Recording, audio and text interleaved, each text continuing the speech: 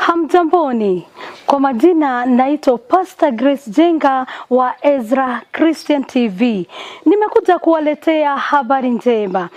Ezra Christian TV iko na shule mpya ambayo imefungua, inaitwa Ezra Academy. Na katika shule hii tumekuja kuwafundisha kuhusu mambo ya media, na tunafundisha digital marketing, content creation, photography, videography, graphic designs. Na ukitaka kutufikia, nambari zetu za simu 0780 86 36 88 au 0713 66 29 87.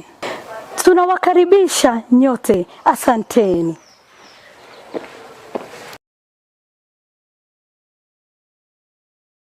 Thank you very much. Thank you very much wherever you are, wherever you're joining us from. Karibuni sana, karibuni sana. And as I always tell you, this is the place where we call home. This is the place we call home. And I, from the deepest part of my heart, nawakaribisha katika program ya leo. So mahali uliko, those of you are joining us from Nairobi County, Kiambu County, Mombasa, Lamu, all over the land of Kenya, feel that you're very much welcomed here. This is Ezra Christian TV with yours MC Josh here in studio, and every Monday from 12 p.m. to 2 p.m. we are always here with different visitors and guests discussing different topics. But before we reach there, we need to thank God for everything that He has done. It has taken a whole week. We were here last week on Monday, and we can greatly say that God has been really faithful. At least most of the parts in our land of Kenya have been raining. When we were here last week, it was not raining. But we thank God, kuna mvua. Now farmers can go to their lands. Wakulima wanaweza kwa mashamba, wanaweza sasa panda mahindi. I know some of us now are very busy. Some of us are very busy. Parts from like Nyandarua, Nakuru, Naivasha. Najua watu wengi huko saa hii wako kwa mashamba, they are preparing. Sijui kama hii inaitwa the long lanes or the short lanes, whatever you are. Pengine zaenda pale kwa comment section tuambie, is this the long lanes or is the short lanes? Sijui tutaziita aje. Pengine there are people who are following us ambao wanaweza tusaidia tujue kama hii mvua ni ile the long lanes or the short lanes. Na mahali ambapo mvua haijafika, tunaaminia Mwenyezi Mungu ya kwamba even those parts and those areas watapokea mvua very soon. So tunamshukuru Mungu for everything, and we are glad in saying that it has taken the heart of God. Those of you who are ambao hawana kazi, we believe that this is a God of another chance. Na kunaye Mungu ambaye atawapa kazi. Najua kuna wengine ambao last week, maybe when we left here in the course of the week, some of them received maybe termination letters. Wengine biashara zikakuwa chini. They have not been doing good businesses, and they are just feeling down. Wanajisikia wakiwa chini sana, and they are saying, MC Josh, umeingia kwa studio and niko hapa nyumbani na kutazama nikiwa nyumbani, and my heart is so low. Najisikia nikiwa chini sana, biashara yangu haijakuwa ikifanya vizuri. Wherever you are and whatever situation you are going through, I am to tell you that kunaye Mungu ambaye atainua maisha yako. Kuna Mungu ambaye atainua hiyo biashara usifike mwisho. I know some of us through the ministries ambazo ziko katika nchi ya Kenya, and pole kwa mwibaji John Apple ambaye through one or two things na akatoa maisha yake uhai, and we are very sorry for that, to the family and to all the families that have been believed by their loved ones. Tunasema pole sana kwa zile jamii, and mambo ambayo watu wanapitia katika ulimwengu wa Kenya. Kumekuwa na challenges mingi sana, especially za pesa, za biashara na kazi, and most people are really going through a lot, and most of the people are becoming suicidal. And those are the things that here MC Josh at Ezra Christian TV, ile ndio mambo ambayo tunakuja hapa tunaongelea every Monday. Watu wanapitia a lot of challenges. Wengine the people are losing a lot of money, millions of money. And over the social media, I would see people saying that 250,000 is not a lot of money, but it is a lot of money compared to what you do to get that money. Even a 1 shilling, it's a lot of money. It's a big money compared to what you do to get that money. So to all the bereaved families, kwa familia zote ambazo wamepotea wapendwa wao, wengine ni through road accidents, wengine through diseases and illnesses, tunasema pole sana hapa kutoka Ezra Christian TV, and we believe there is a God ambaye atainua zile familia, atawapa pumziko la moyo. I know there are some others who are laying their loved ones leo wamesindikisha wapendwa wao wakawazike. Also to them, poleni sana, na Mungu ambaye anainua mioyo atawainua. Unajua pia kunazo jamii ambazo currently their children maybe have been sent home because of due to school fees. Wamekuwa kingangana sana wapate karo ya shule, and some of the children are at home.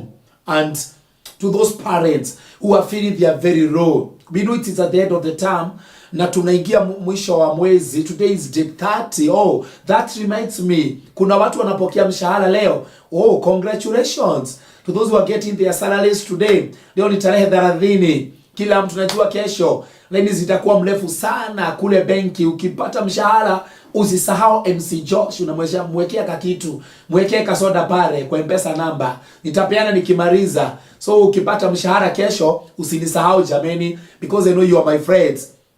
Lakini najua kuna wengine ambao hawana mshahara. This is nowhere they are expecting to get anything, and they are saying MC Josh, mimi niko chini. Sasa unaongea mambo ya watu ambao wanalipo mshahara. I'm here, my son or my daughter have been sent away from school. Tunapoingia October, by the way shule wataenda 3 weeks from tomorrow, and we are going to receive them back home. Najua they'll be sitting for their examinations. To those all the candidates in Form 4, Class 8, the junior secondary, all the candidates who are sitting for their Kenya National Examination Council exams, wish you all the best in your preparations. Kama uko nyumbani, usijisikie that you have been left out, and sama usijichukie useme mimi nilifukushwa shule, no I'm home, my parents don't have money. We are here to tell you. In fact, program ya leo, our topic today is the power that has youths, the power in youths. Najua wanalika wako na nguvu mingi sana. They have a lot of power. So today we'll be talking about the power that is in youth. Hata wanalika ambao wako manyumbani. Those of you are from colleges and universities, you know some of them are relaxing back at home because of 1, 2, 3 reasons. But for whichever reason you are at home, feel that Ezra Christian TV is giving you all what you need. Inakupa ambacho unastahili. Hapa we are full packaged. We are full packaged. Here we accommodate everyone, not concerning what you're going through, the level of your education, or how you may feel in life. We are here to tell you that we are here, and shida zako zote na matatizo yako yote, I always every Monday bring for you a man of God. Huwa nawaletea wachungaji waombe, waongoze kwa neno la Mungu ambavyo neno la Mungu linasema. So hata katika siku ya leo niko na wageni, lakini kabla I bring to you my guest today, I would want us to pray.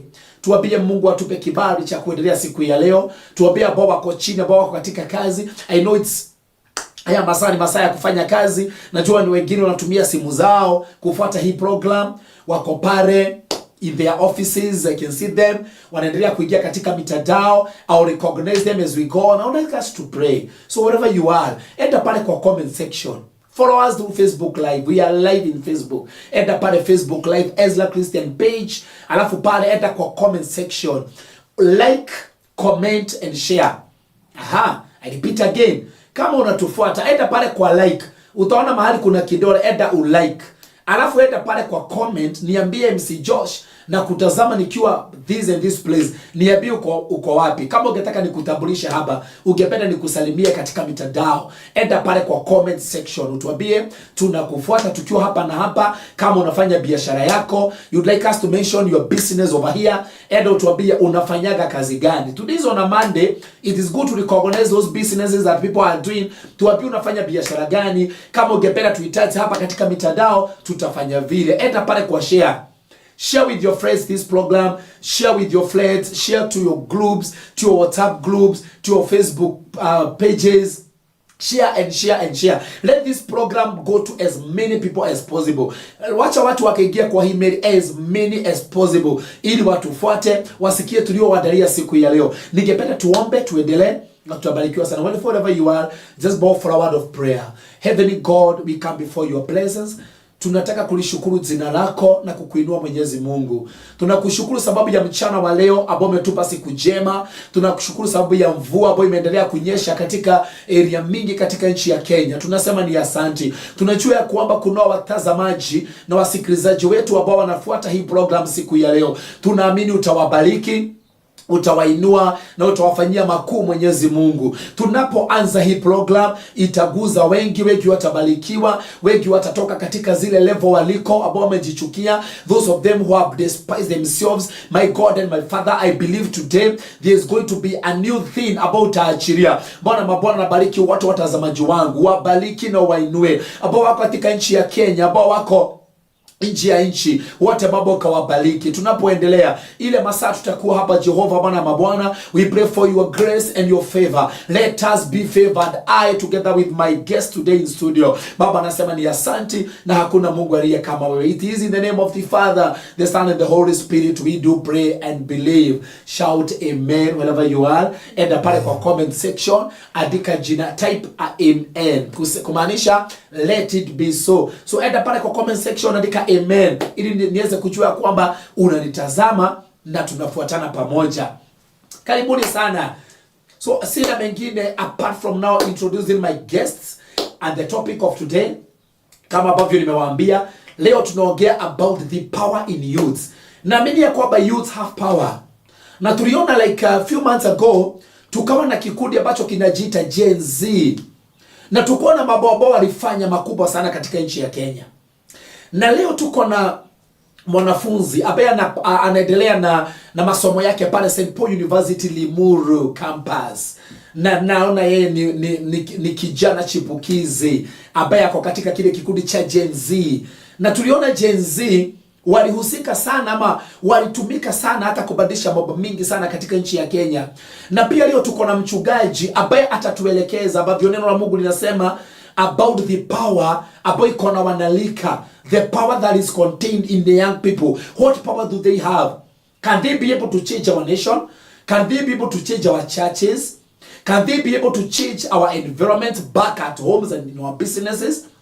Siku hizi tunaona hivi that most of the companies, most of the sectors are hiring young people. Sio sababu watu wamesoma sana, but akili zao na mawazo yao yako mbele tu sana. So siku ya leo we are talking about the power in youths. Na kupitia wageni ambao niko nao katika studios za siku ya leo, watatuelekeza na watatusaidia kujua hasa na sana what is this we are calling the power in youths. So karibuni sana wageni wangu. Asante. Feel that you're very much welcomed. And hapa ni Ezra Christian TV. Nasikia kwamba nimewakaribisha na mikono yote. Na kabla ya tuendelee, tungependa watazamaji wetu wajue, naona tuko na msichana chipukizi. Atatupa majina yake, ametoka wapi, na kisha baadaye I'll introduce you my pastor, alafu tutaendelea. Karibu sana. Asante. Yes. Hi guys, my name is Winnie Moura. Nimetoka Karura. I'm a student, St. Paul's University, and I'm glad I'm here. Yes, thank you very much Winnie. And Karura kumenyesha? Or it's very dry? Yeah, kumenyesha vibaya sana. So si kunyesha tu, kumenyesha vibaya. Vibaya sana. How was your weekend? It was okay. It was okay. Where did you spend your weekend? Manyumbani. Manyumbani. Like it has been raining, so like hakuna shughuli mingi. So umeshinda tu indoors. Indoors. So it is possible for a Gen Z kushinda indoors the whole weekend. Kwani nikutaka? Kwani huko kwani nikutaka? Nini kilikufanya ukae nyumbani actually? Nikuta ni mvua na kukosa pesa. So let us imagine you had money. You get our praises, like what praises? Like there are a lot of places to go with friends, but at this juncture you can't afford to go outside kama una pesa. So unaona so heri ukae nyumbani. So without money you cannot go anywhere. You cannot go anywhere. Exactly. And where do you people get money in your students? Kwani unanga help? Nani wana pesa za help money. Obviously huwezi kosa errands uko manyumbani, maybe work, outside wazazi, inheritance. Still kuna inheritance. Ndio. Most of us wako na inheritance. Na mabeshte tu. Inheritance in terms of what? Inheritance. Not necessarily. Yes. Wacha tuseme inheritance. Inheritance. Ikae tu hivyo. Inheritance. Okay, when you've studied your schools at St. Paul's? Yeah. St. Paul's Rimuru. Yes. And I believe they are watching you? Yeah, they are. Yeah. Okay, karibu sana. Hapa ni Ezra Christian TV. And today we'll be talking about the power in youth. Yes. And we are glad to see you here. Thank you. Because I can see you. How old are you all? That's personal? I'm 20. Niko 20 by the way. Like now you're 20? Yeah. So when is your birthday? June. June. So June unatuletea keki hapa. Hiyo tunakata hapa. Lazima. Ezra Christian tunaleta hiyo keki hapa. So watazamaji wangu, mark June which date? 10th June. Mungu asaidie tu tukue hapa sababu tutakuja na maji. We are going to wait all this praise as we celebrate your birthday. So karibu sana. Thank you. Sana. So naona on the other side niko na mchungaji na tumekuwa naye hapa katika studio zetu za Ezra Christian TV, but I can see we have new people who are joining us every Monday. So would you mind telling us your name, umetokelezea wapi ili tuendelee kukujua. Karibu sana. Habari yenu watazamaji. Kwa majina yangu naitwa Apostle Ezekiel. Nimetoka Kabuko DT downtown. Huko ndiko nimetoka, ni ya St. Paul University. St. Paul University. Yes. St. Paul University is in Kabuko. Iko Kabuko. Kabuko is in Limuru. Yes. How did you spend your weekend, mchungaji? The weekend was very busy.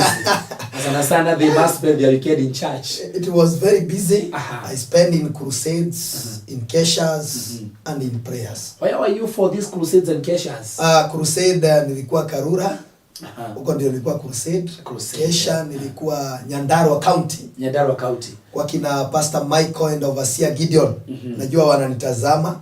Huko ndio nilispend on kesha on Friday. Na nikakuwa crusade from Friday, Saturday and Sunday. Sunday nikakuwa kanisani pale Kabuko DT na tukakuwa na good service.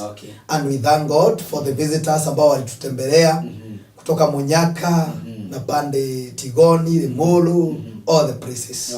Yes. So is Nyandarua raining or how is the praise? The praise that day I was in hiyo siku nilikuwa Friday, kulikuwa dry. But mchungaji aliniambia kulinyesha mvua kubwa sana ya mahindi. Yes. Ya mahindi ni kumaliza. Mahindi ishaanza kumea huko. I think even tulipata ikiitwa the hailstones. Yes, those ones. Yeah, the hailstones. Yeah. Oh, exactly. Nikishitu ninyeshe ya mahindi, meaning together na magunia huko. So watu wa Nyandarua, kama mvua imenyesha ya mahindi, ile mahindi hata sisi we want to share with us ile mahindi. So karibu sana mchungaji. Thank you. Na tunashukuru Mungu that your weekend was busy. Yes. You had crusades, you had those keshas. Yes. Thank you very much. So guys from Nyandarua, I know you're foreigners. This is Ezra Christian TV. Na tuko na mchungaji hapa. Yes. So leo tuko na mada moto sana hapa. And today we'll be talking about the power in youth. The power in youth. Sio kama mchungaji unaweza tufungulia hii program yetu the power in youth. Yes. Tunaposema the power in youth. Yes. Sijui biblically do we have youth who had power? Yes. Or kings? Yes. who pengine they started their kingship when they were young? Yeah.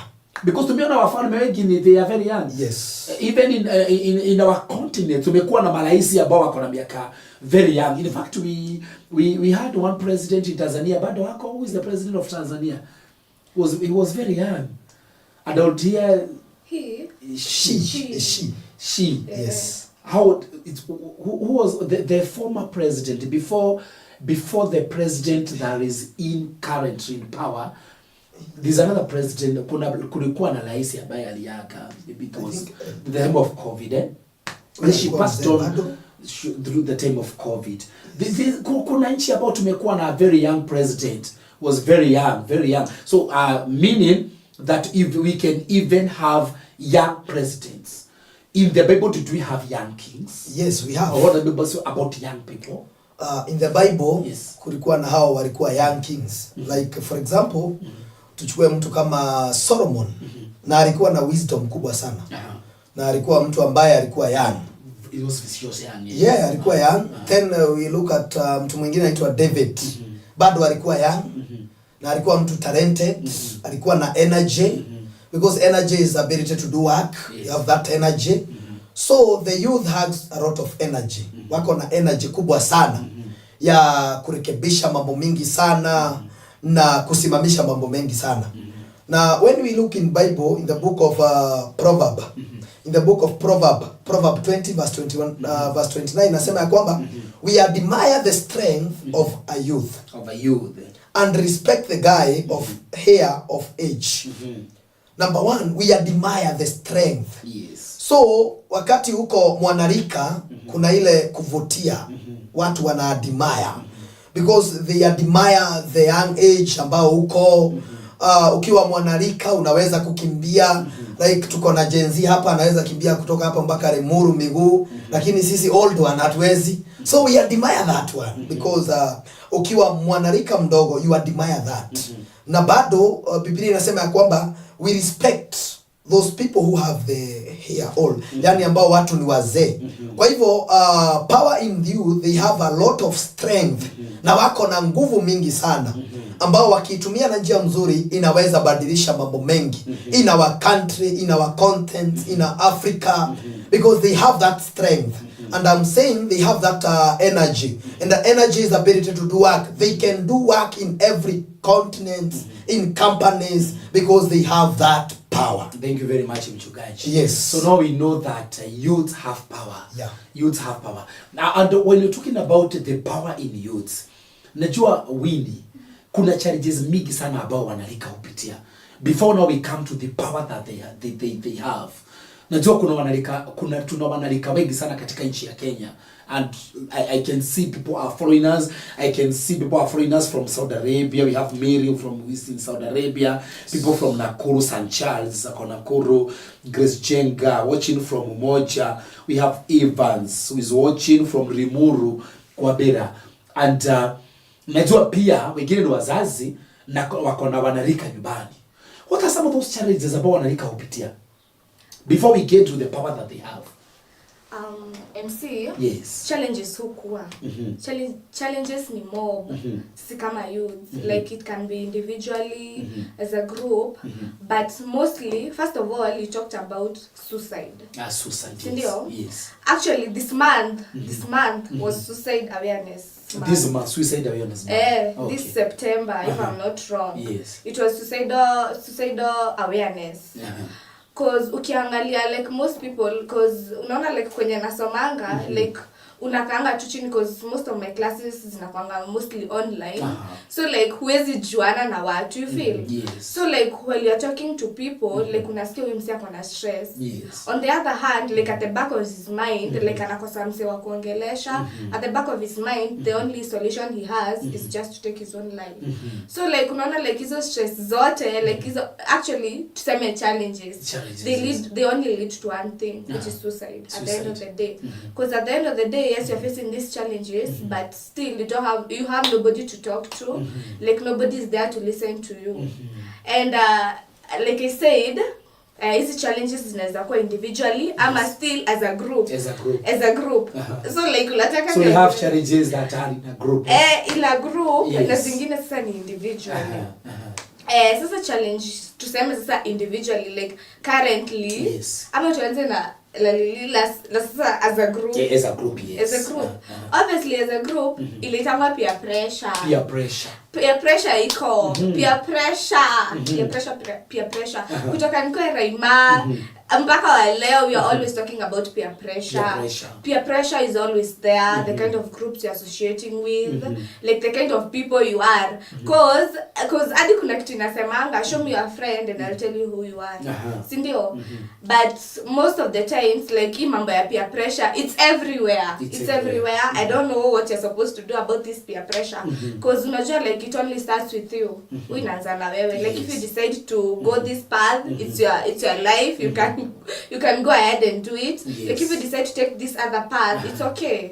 Because at the end of the day, we are always talking about you. Yes. So peer pressure, mimi naonanga it's a major cause. It's actually the major cause, honestly, in all these things. Because unajua like huwezi kaa hivyo bila mabeshte. And like in this society that we live in, like you always try to fit in such a group. Because there's no way like you can organize and MC Josh, like can you live alone? It is not possible. It ain't you possible. You must have people around you, yes. Exactly. Like if you need help, if you need someone to talk to, like you'll just have to find a way like to just fit in. Yes. So like to say in good luck or maybe in bad luck, unajipata tu kwa group yenye utajipata. Because at the end of the day, like you wanna fit in, you wanna become like someone else, you feel? Yes. So at the end of the day, you have to find something that you can associate yourself with that group. That's the thing. And what are some of these things about wanalika wanafanyaga in groups? In groups, it depends. It depends on the kind of group you are in. Like nimekwambia like lazima ufit in. Like kuna yenye wanakuanga tu wale tu hyper, like unajua hii sasa ni ile group ya watu wenye wanataka kujulikana. Because during this time like mimi sijui shida ya youth ni gani, because I'm also a Gen Z. Pia mimi sasa niko hapo, I'm included. Shida yetu ni gani? I don't know, but the thing is there are different kind of groups. Kuna yenye but sasa ile ya kwanza sasa like sasa the main group like ni hao wenye wanataka kujulikana sana, like they are just there for fame. Sindio, like fame. Alafu you know social media has gotten into our minds, like has gotten into our heads. Like we're just there, like we wanna be known. And it's not a matter like ati lazima ujulikane ati sasa because uko kwa hii gang. Sasa that's the thing. We always wanna fit in. Tunataka kujulikana. Ati sasa my bad guys, you feel? Like my bad guys. My bad guys. So like that's the thing about young people. So most groups, mimi naonanga like most groups unaweza kuwa in a good group ama in a bad one. Lakini sasa ya judgment ile kwa hii society, ukiambia mtu like this group is bad, yeye ataona kama unamwambia vibaya. You feel? Must they work in groups? Wewe unaweza kaa peke yako. Sasa I'm saying it in this way. Tuko na hizo wanalika wako kwa groups. Exactly. Must I work in groups of 5 or 4? Can you work 2 or I can do my things alone? Or it is not possible for a young person? It depends. You know, during this society, like most people are so narcissistic. They are so self-centered.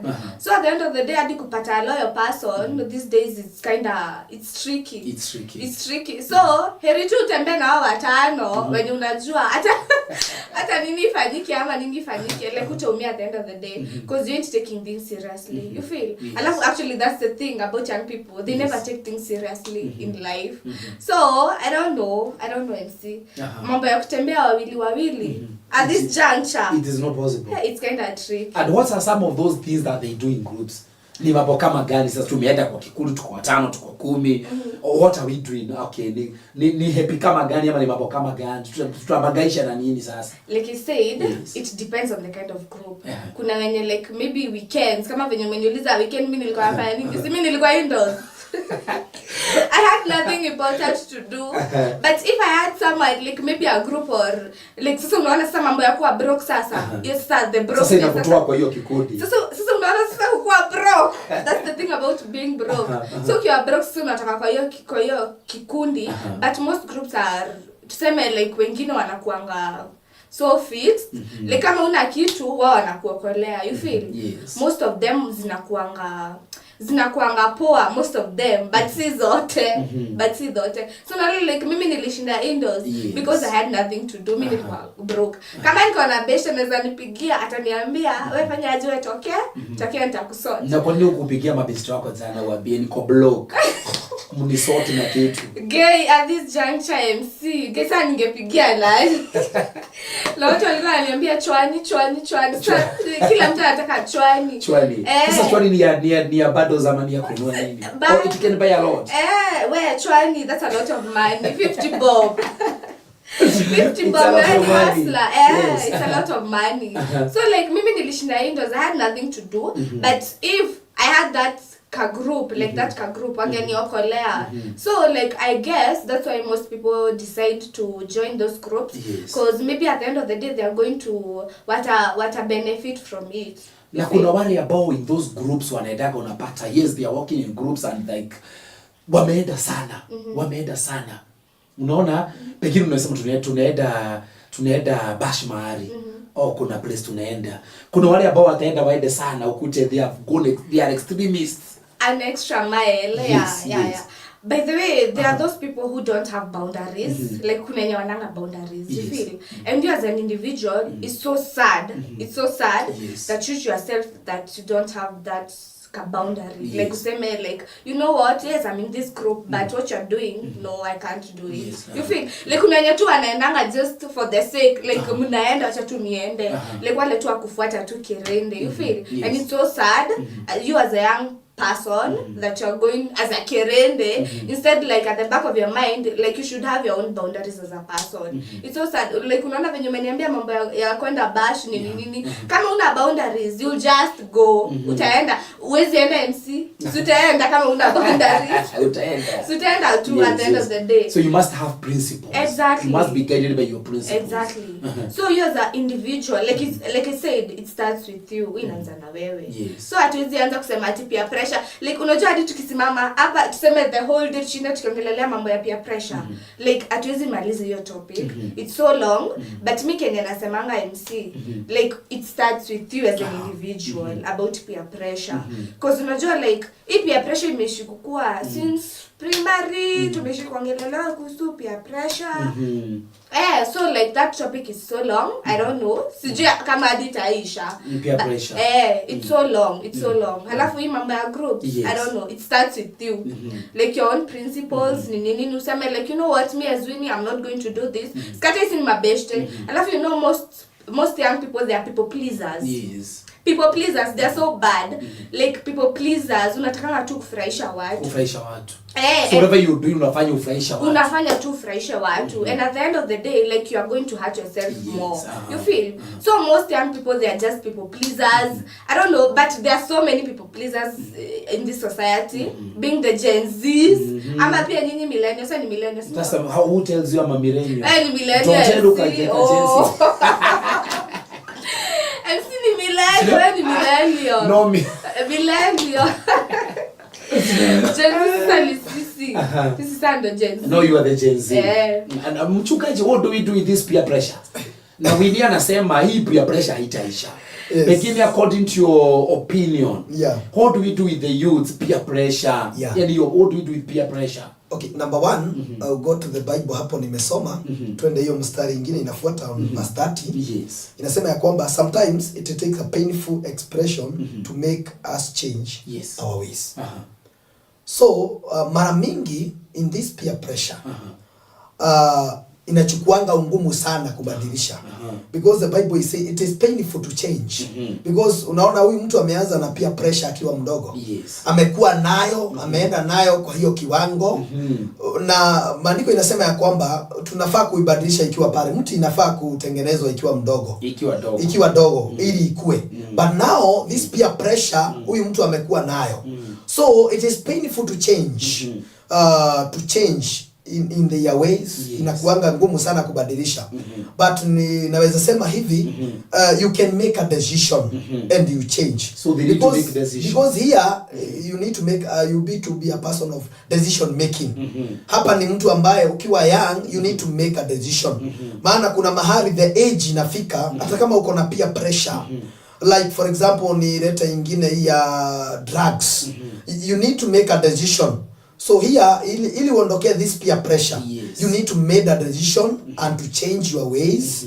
Ili hii mambo ambayo inakusukuma, when you made a decision and you change, mambo yote inakuwa sawa. Because umekuwa nayo.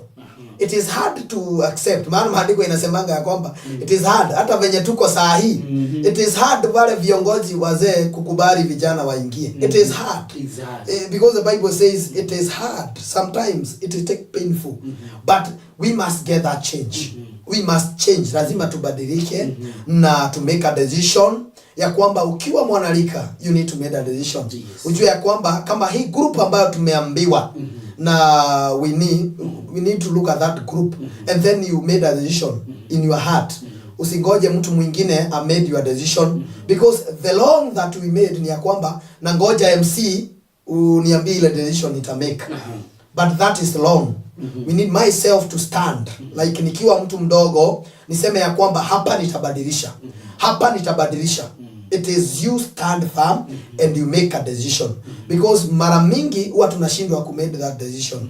Tunashindwa to change from this place to this place. But now you must make a decision and you change. Ili pia pressure isikusumbue. Ukate kauli useme ya kwamba now I will stop this. I will stop taking this drug, I will stop taking this, I will talk nitakataa kwenda happy. Like nimefurahi nimesema yeye alikuwa nyumbani indoors amekaa. Labda ni decision, alimake a decision akasema ya kwamba I need to stay home. I don't want to go. So you need to go. The decision alifanya. Yes. It's only that she didn't have money. Amesema if she had money, if she had money, really have really gone. But hapo alimade the decision. Yes. Ya kusema ya kwamba hata kama hakuwa na pesa akasema let me stay home. Yes. That was a decision. So we take it like an example. So we need to make that decision ili mambo ambayo inatusumbua tuweze kuiondokea na ili tuweze kwenda na njia nzuri. Yes. So we need there's a time katika nchi ya Kenya tulikuwa na hiki kikundi cha Gen Z. And the climate was so hot and everything, the temperature was so high. Temperatures were really going high. How are the temperatures in school by that time? And everybody is on the road demonstrating and like there's something you've seen that some of the things we are doing, it is not that because we want to do them. Niliona wakati Gen Z walianza the demonstrations, they really went on so well. But at some juncture, something happened and everything broke loose. Hell broke loose. Yes. So how are the temperatures by then? During that time, like we were so happy. Like we were so happy. Halafu unajua like kitu ikianza, like mnakuanga too hyper about that. Like you can't wait to occupy parliament. Like you know, like you're so hyper about it. Then like ilianza tu vizuri, like we were so happy. Pia in school, like we were so happy. Hizo posters zenye zilikuwa tu zina fly all over social media. Like we were so excited about it to occupy this. Alafu watu they were so willing, like they were so willing to do that. Actually they were willing not to go to school, wafunge biashara zao, like waende, like they demonstrate as one. True, sindio? But then ikafika, like then people started taking advantage of it. Sindio? Like wezi, like people just started making use of sindio? Like destroying people's property. Exactly. And most of them were the young people. Imagine. Yes. So like wacha tu niseme, like kitu kianzi inakuanga tu mzuri. But then hapo in between, like something just happens. Wale tu watu wa vurugu. You feel? Alafu unajua kuna watu wanapenda tu vurugu naturally. Like they love fight. They're just brutal. Sindio, kila mahali, like they don't like peace. Yes. So like I don't know, like cause at first unaona like people they were so calm, they were so peaceful. Then hapo hivyo katikati I don't think that we demonstrated actually for more than 2 weeks. We didn't. No, you didn't. Sidhani cause unaona sasa vitu zilienda tu mrama. Vitu zilienda tu mrama. So you want to tell me okay, the youths have power. Wako na nguvu ya kuchange mambo. Vibaya sana. And on the other side wanaweza haribu. Sindio? Cause actually it depends. Unaona like tuko groups different. Yes. Tuko groups different. Cause like yes we have the power. Sindio? Yes, yeah. Actually kama tungetaka kuoccupy hiyo parliament, tulioccupy. You occupy. Already you occupy it. We occupy it. Na mkaribu vitu mingi sana. Vibaya sana. Cause you know most people like they take advantage of things. Sindio? Cause actually ukirudi back those days watu walienda kuharibu biashara. Most people went losses. Sindio? Uko parliament niliona watu hadi walibeba viti. Na wakakula. Walibeba vitu na kula mchele. Walikula lunch waheshimiwa. It was very bad. Walikula mchele. And to them it was just a normal day. Yes. And they have gained. Imagine. Wamekula mchele ya parliament. Wengine wakaenda wakabeba koti za parliament. Imagine. Yes. Like I used to see those memes because me I never went. You never participated? I never during this. Uliogopa wazazi or what? Or you made a decision not to go? Me I didn't go because during that time I guess nilikuwa na exams. So kama hungekuwa na exam I guess nilikuwa na exams. Yes. Alafu kutoka kwetu sasa mpaka tao gari zilikuwa zinaenda. Sasa unaona sasa singe make kwenda sasa. Alafu still like mambo ya kurushiwa tear gas, so I mean kaogopa. Sasa mimi ningeenda kulialia huko nijifaidi la nini mimi? Kuna haja gani? Alafu you see at the end of the day like you see most people died. The young people died, most of them. So in everything that you do like kuna kwa tuna consequence. And one thing that made me shocked is that wanapigwa risasi and they are dying. Na tomorrow they still go back to the streets. Exactly. So kulingana yani wanalika hata kufanya kitu kibaya, is it an achievement? Not necessarily. Even losing your life is an achievement or what? One thing, like one thing MC, like we wanted to prove something. Yes. Like we wanted to be heard. To prove that you have power. Exactly, and we wanted to be heard. Yes. But on the other hand, like the government was so brutal to us, like they never gave us a lending ear. You feel? Because if tulika chini na wao, like they tell us, you know what, this is what we want. Like sisi kama Gen Z tuambie, like this is what we want. Like wao watuambie, like we are proposing this and this. Like we never got to sit on the table as one. You feel? Because if we decided like tukae chini na gava tuongee, hii mambo yote inge happen at the end of the day. Yes. Sindio? Alafu like sisi Gen Z, like we wanted to prove something. Yes. Like we wanted to prove something. Like sisi ndo tuko. Sisi ndo tuko. Because at the end of the day like ukiangalia 100% of Kenyans, like tukiangalia I guess youths wanakuanga approximately 60. Yes. 60 ama 50 hapo. Around there. Sindio? So like on the other hand, like we wanted our voices to be heard, like to be heard, like tusikike. Because unaona kama tungeka chini na gava tuongee hii mambo yote inge happen at the end of the day. Yeah. And is it light every time we solving issues with the young people? We have seen it in churches, back at our home. Wanalika huwa wanaketi chini na wazazi nyumbani. Let me use you as an example. Do you have time with your parents to sit down and solve issues? Or you don't have that time? Kusolve? Yes. Hey, masaa nayo inakuwa ngori.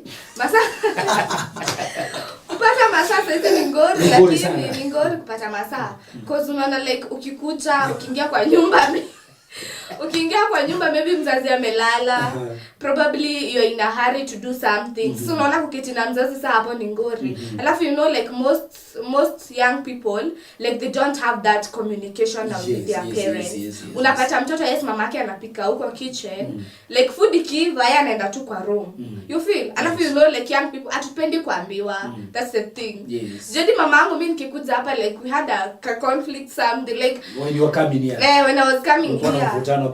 Kulikuwa tuna ile mvutano. Ananiambia unajua utakani kuambiwa, and that's the thing. Atupendi kuambiwa. And what is the problem with the young people? Hawapendi kuambiwa.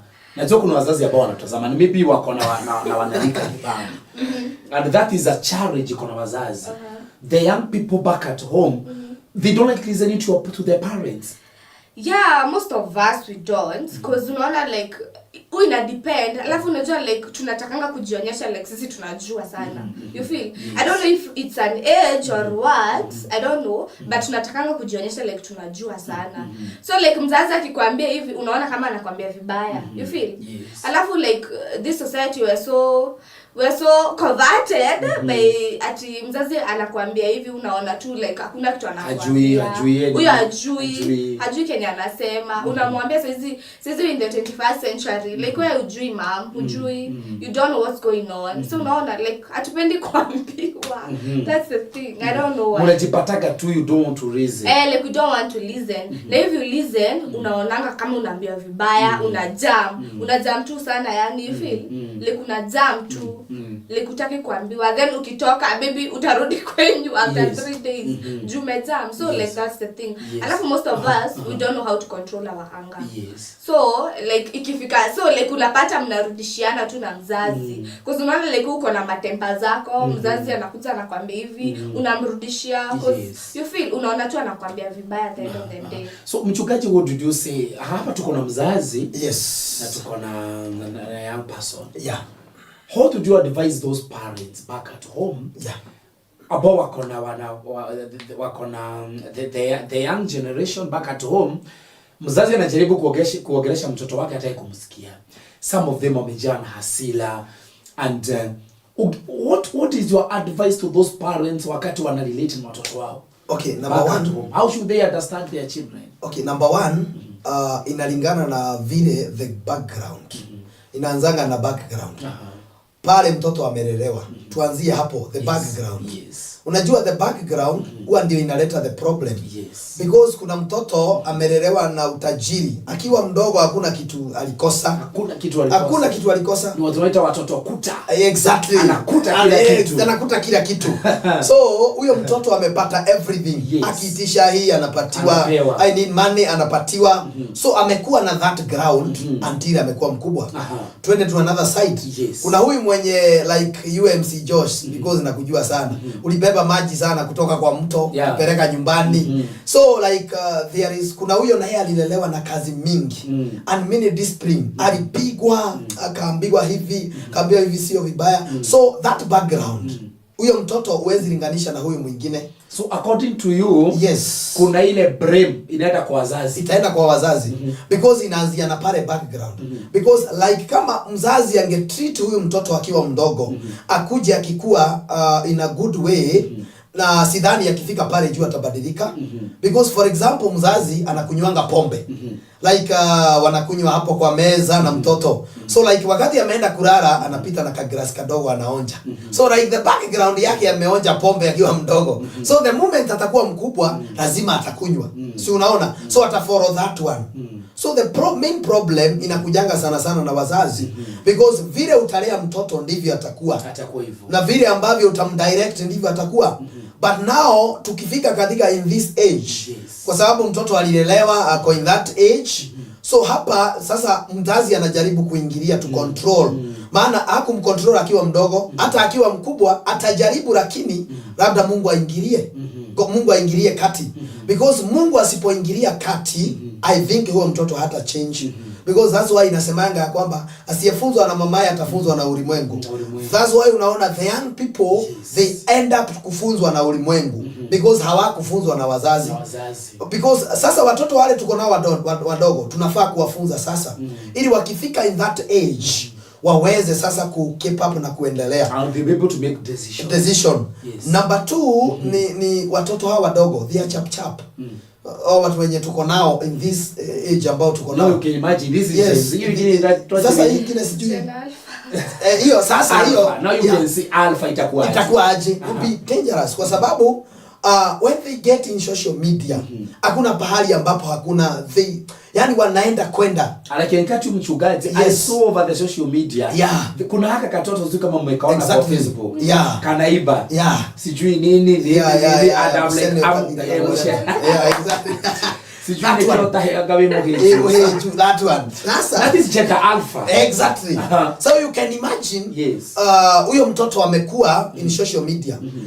Even hata saa hii niseme ya kwamba even Kenya yenyewe itashindwa kucontrol if hawatachukua mikakati mizuri because this generation is going very fast. Very fast. Na pahali wamefika wanaona they can make their own decision. Hata zingine wanakata sio mzuri, zingine ni baya because it is starting pale walianzia wakiwa wadogo. Because when you read the Bible in the book of 1 Timothy in the book of 1 Timothy 4 verse 11 inasema kwamba give them instruction and those teachings. These young people, they need the instructions from the parent. They need the instruction. Wanahitaji the advice. Wanahitaji the instruction. Hata kama they have grown, wamefika into another level, they need extra. Wanahitaji kuonyeshwa njia. Wanahitaji kuonyeshwa the direction. Because hakuna mtu anakuanga anajua direction without somebody ambaye atamuonyesha the direction. And that's why maandiko inasema kwamba in verse 12, do not let anyone look down on you because you are young. But be example for the believer in your special way. Number 1 ni ya kwamba tuangalie, we need to kuangalia wale watu they are young. Lakini saa hii they are old. So we need to look at them, walipita aje, walipitia wapi. We need to get the instruction. So vile ambavyo nitaambia wazazi ni ya kwamba, ni advice niwaambia kwamba waangalie watoto hao wadogo kama hako kanaimba hivyo. Huyo mtoto anafaa kuangaliwa saa hii. Ama kuangaliwa akiwa mkubwa, because akiwa mkubwa hataweza kubadilika, but akiwa mdogo ataweza kubadilika. Because there is some age we need to introduce God. Sasa wataangoleshwa na nani? And Winnie ametuambia that yes, hata kumsikiliza mzazi ni gumu, sometimes it becomes very hard. Yeah. And we need to come on as a remember maybe something your parent had warned you against, na ukasema hiyo unaniambia nisifanye, I'll still do it. And maybe what happened? There was this time nilikuwa nimeambia mama yangu nataka kwenda bash. Yes. So like your time nikamwambia actually nilikuwa nimeenda shule. Halafu mimi nikamwambia like you know what, on Friday kuna bash yangu naenda. Na lazima niende. Wala wiki acha lazima atufanya nini lazima niende. Mama akaniambia wadhi dogaso okay, usirudi sasa. So si mimi nikaenda, actually I guess it was on a Friday. So me I went, nikaenda shule. Then so unajua sasa bash na kuangalia masaa ya jioni. Yes, majioni around uko majioni actually. So like mimi nikatoka shule around 6 na uko. Sasa mimi kutoka shule sasa nikiwa nimejipa shughuli. Even though at the back of my mind like najua mama yangu aliniambia nisiende. But sasa mimi at the back of my mind kwani atafanya you feel like what will she do? At the end of the day I'm her daughter. You feel like she'll do nothing. So I guess that's why most people like hadi wakiambiwa hivi at the end of the utadu. Simi bado ni mtu mkubwa. So like at the back of my mind I had like wacha tu niende. Wacha mimi niende. Sasa nitafanya nini? Nitakosa kwenda. Lazima niende. Juma besti zangu wote walikuwa huko. And it was a must I went. Sasa mimi nikaenda. So kitu around saa 3, saa 2 mamangu that is now late night. Late night sasa. Saa 2 mamangu kushinda kinipigia simu. Mimi nakata kupiga simu. Alafu ukiwa uko bash like utakangi ma disturbance. Sasa masimu like masimu. So it's around kitu saa 4 mimi bado niko kabuko.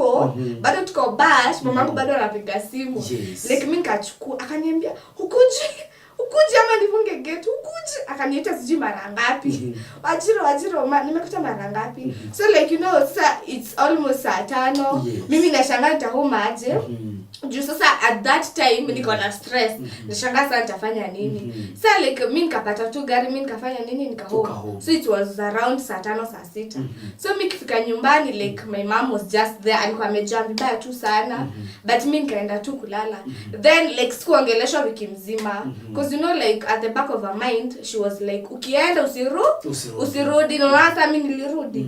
Sasa shida ni kama sikurudi. But nilirudi. I get your point. Your mother told you ukienda usirudi. But sasa mimi nilirudi. So unaona sasa kufanya kitu. But during that time like she was so mad. I guess sikuongeleshwa kama wiki 2. And how did you feel your mother is not speaking to you? Or it's okay? I don't know, like I felt kind of bad, but not sasa mimi sikuwa huko. I felt kind of bad. But sasa mimi sikuwa huko. I was like akizaa tutaongeleshea. No, who should come down first? Is it your mother? Sasa si anafaa kushuka. Jesus. Yeye anafaa kushuka. Ashuke sasa mimi jaja. Ashuke. Wewe hujaja. Mimi jaja. Yeye anafaa kushuka. Cause mimi nafanya kila kitu kwa nyumba. Sisi timenye ananiambia atende ukapike. Sasa siku hizi nikujiambia. Nikuasipanisha so hata furaha yako ni venye sasa nijiambie. Hata amenyamaza hata niambie venye nitafanya. Niko na freedom. So lisa furaha yangu sasa ilikuwa hapo. But at the end of the day tukaongeleshana akapunguza akasahau. So unaona. I guess that was it. So now the young people even have the power to control people at home. They can control anything. They can control their parents. They can control everything.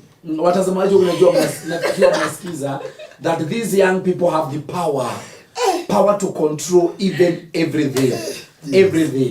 And wakati maandamano ya Gen Z yalipo malizika and now Gen Z walianza vizuri, their demonstrations and their voice. Kila siku wanatembea kwa mitaa and they want their voice to be heard. Na wameharibu biashara in them because you are one of the Gen Zs. How do they feel wakati wanaona mengi kwa TV, a woman crying kibanda yake ya boga ishaharibiwa? Is there that dhamira zinakuja ndani yake that nilikosea? Wananika wanakuaga na hiyo dhamira, I've done it wrong, or it's okay with everything? Not everything, like yes. Siki like too, like it's okay, because like I said, yes. We are all different. Yes. Kuna mwenye anakuanga sympathetic, kuna wenye wananga empathy at all, like they are just fair, like wako tu. Halafu like most of us felt bad because ujue like huyo ni mama ya mtu, huyo ni baba ya mtu, like that was their source of income. Sasa angeanza wapi? You feel like they had nothing, hana mbele hana nyuma, you feel. So most of us like we felt bad, but kuna wengine wananga empathy, like they just continued with what they were doing. So like that's why maandamano tu ilienda crash vibaya sana, and that's why the police were so brutal to us, because they thought kila mtu unaona tu kwa streets huyo anataka kufanya evil. Because you know most people they took advantage of it. So like I guess that's why police, they were so brutal to us, because they thought sisi wote tuko na agenda the same. Alafu uko kwa maandamano unajua like sisi wote tulikuwa na agenda different. Kuna wenye walikuwa tuna ile agenda ya kwenda kuiba masimu, wengine kwenda kuharibu biashara, wengine kwenda kupigana, because you know most people, like watu wengi wanapenda tu conflict, like wanapenda tu vita, you feel. Like so most of us tulikuwa tuna agenda different. Alafu si ati tulikuwa tunatanga hapa. So like the police hawakuwa wanajua this is who and this is who. Alafu some people they are so empathetic, wengine wananga empathy at all. So like wengine hadi kuangalia tu kwa TV na kuona like a woman crying, they were like it's not an issue. Aliye afanye nini, maisha inasonga, you feel. So but most people they were so empathetic, they were so sad about it, because at the end of the day like huyo ni mama ya mtu, hana biashara, ataanza wapi? Alafu you know during that time hiyo maandamano si biashara zilikuwa zinafungwa. So during the whole day huyo mama hajafanya job, hajafanya kazi. So at the end of the day hujui kama walilala hivyo watoto wake, because you know they didn't go to work for like I guess 2 days. Sio hawakufunga mabiashara zao. Then you come back after hiyo maandamano upate kila kitu yako imeibiwa. Utaanza wapi? And maybe you invested a whole lot in that business. Where will you start?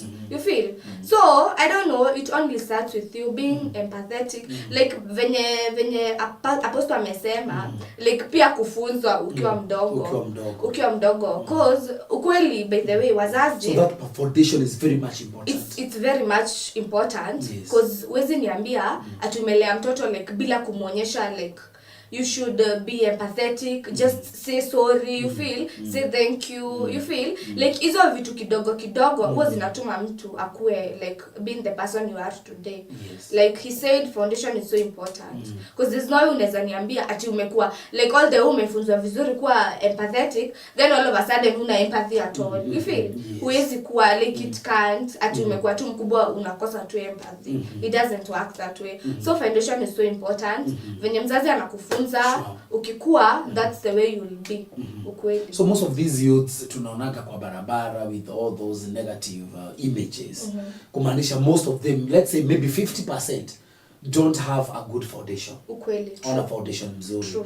No, back in school kwenye unasomea maybe how do students live there? Are there chaos? Are there serious students who have come to study, or most of them naonaga some parent? I was reading another story and a parent was saying I was one of the universities allowed and he was saying that yeye kazi yake ilikuwa kulipa school fees. Ikafika time ya graduation mtoto anamwambia mimi naendaga shule mama, and wakati wa graduation mwanafunzi jua alikuwa ametoa wapi gown, akona gown na kofia, and mzazi anagoja jina lake liitwe. Jina lake haliitwi. Kuuliza mtoto anamwambia pengine walimu wamesahau jina. Do we have such kind of cases in the university? Maybe with those cases of being unserious. Yani wale wanafunzi they are like the generation mimi nitakuja hapa hizo pesa nazikula zote.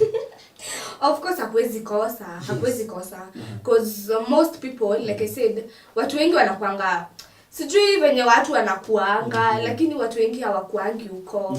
They are so unserious with life. Unapata mtoto amepata school fees, yes amekula. Actually I saw that meme.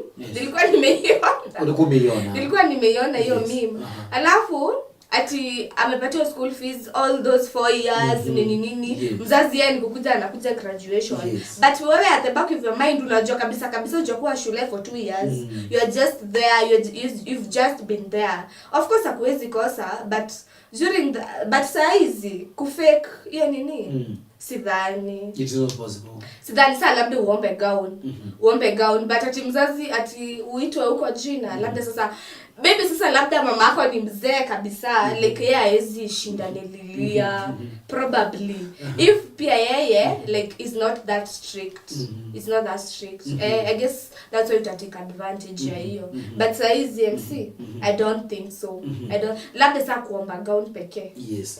So mchungaji pengine I don't know what you would advise those parents who are like they don't take a lot of care for their children and especially for this age. Tunasema Gen Z starts from what years? Around up to 30 years. What would you advise those parents? Unapata they don't take a lot of care. Yani tu anamwachilia tu mtoto wake hivyo either ni wa kijana ama ni wa msichana. What is maybe you as a counselor unaweza saidia wale wazazi aje? Number 1 tawasaidia na njia moja ya kwamba they need to give time to their children. Ukiwa mzazi unafaa kuwa na time because wazazi wengi they don't have time with their children. So mzazi anafaa kuwa na time. Najua ya kwamba mtoto wangu anakujanga hata kama ni saa 4 za usiku. That time I will create nikae naye chini tuongee, aniambia anapitia shida hii, anapitia hapa. So what I'm going to advise the wazazi saa hii ni ya kwamba they take time with their children wale wako primary, secondary and university and then they sit down and they listen because wazazi wengi wanakosa kusikiza watoto. So we need to take time. Unakaa chini na mtoto wako unamwambia ni challenges gani unapitianga university, challenges gani unapitianga secondary school, kwa boarding, those challenges they sit down, they share. Na mzazi akishindwa kutatua, mchungaji yako you can go to your pastor, mwambie kwamba mtoto wangu aliniambia we have these challenges, this. Kama mchungaji atashindwa, we have counselors. Katika nchi yetu ya Kenya watu wamesomea. We have watu wamesomea even psychology. You can go to them and then you talk to them ili waongeleshe mtoto wako. But lazima ianzie na wewe mzazi. You take a time, you sit down na muongee na mtoto na akwambie I have these challenges, napitia hii and then wewe mzazi you take it serious because unajua in this age ambao tuko nayo mtoto akikwambia kitu you need to take it serious and then you need to advise huyo mtoto. Like when you go to the Bible kuna mtu alikuwa anaitwa Absalom hakusikiza baba yake, hakuwa anamsikiza. So even in the Bible kulikuwa na watu kama hao. Kulikuwa na the type of the children like they don't listen to their parent. Like kama Absalom hakusikiza mzazi wake. Na kuna mwingine ambaye alikuwa mfalme, they got to advise kwa wazee. Then wazee wakamwambia utafanya hivi na hivi. Then akaenda kwa vijana. Wakati alienda kwa vijana, alienda akaambiwa uende waambie ya kwamba baba kidole sijui ya baba yako sijui what I've tried to that story ya kwamba ni kubwa na nini ndogo. So when they get that advice yao vijana ilienda ikaharibu. So in the Bible kulikuwa na watu kama hao. But if they listen, if mzazi amekaa chini, amesikiza mtoto wake, na amesema this challenge and this, and then you take a chance and then you go. Number 2, when you listen to, ukisikiza mtoto wako akikwambia, mimi kuna kitu fulani inanisumbua, kuna kitu fulani inanisumbua, then nawe unakaa chini unamwambia, utaenda na hii direction. Because we have lacked the time. Wazazi wengi wamekosa time. Hawana wakati. Unaingia kwako kama for example nitumie mimi. Like mimi ni mchungaji. All the time niko kwa ministry. Sisikizi Emmanuel and Simon. Hao watoto watakuwa na njia mbaya sana. Because nimekosa time na hao watoto. But when I have time, nikifika jioni tumekaa chini ameniambia, "Daddy na mwalimu aliniita umbwa." I'll take, nitasikiza hiyo, then nitaenda kwa mwalimu, nijue shida ilikuwa wapi. So we need to have time with our children, with this generation ambayo tuko nayo. We need to have a time, na tukuwe na time nzuri sana. Usikuwe na ile time ya mbio mbio, like ati mtoto anaitisha karamu unaekelea pesa hapo, alafu unaenda. Number 2, the problem ingine ambayo nitaambia wazazi ni ya kwamba kila mzazi aonekane. If it's father and mother, muonekane nyinyi wote. Because sometimes unapata tu mzazi wa baba ndiye tu anaonekana. Unakosa mama haonekani. Like baba anaitishwa pesa, yetu ni kutuma pesa. Hana yani fashirira mwana ucio. He need to be there. All of them need to be there. Like anaongea na yeye. Hata kama ako mbali, speak with your children with the phone. Mwambie, "Mom, kaa vizuri, kaa vizuri, kaa vizuri. Unafaa kukaa hivi, unafaa kukaa hivi." You take time. So number 1, we need to kill time. Number 2, jambo la pili ni ya kwamba we need to be all wazazi wote wakuwe hapo. Kama mzazi mmoja hayuko, unajua kuna wengine they have passed away. They were wengine wamereiziwa na single mothers. Those ambao wamereiziwa na single mothers, you have uncles. Kwani kazi ya uncle ni gani? We have uncles. You can call your uncle. Speak to this. You have auntie. Ita auntie, mwambie ongelesha huyu mtoto. Take time with that children. Na najua kila kitu itakuwa sawa. Na mambo yote itakuwa mazuri in our society and in our homes. Yes. And when we go to wanalika wengi, when it comes to technology, wako sawa sana kwa technology. And I tend to imagine how they hacked the parliament. They hacked the system all around the parliament. And so I tend to believe that youths wako talented sana na technology. And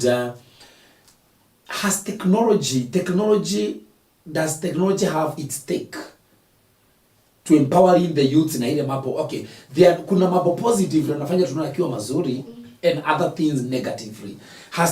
Does technology have its stake?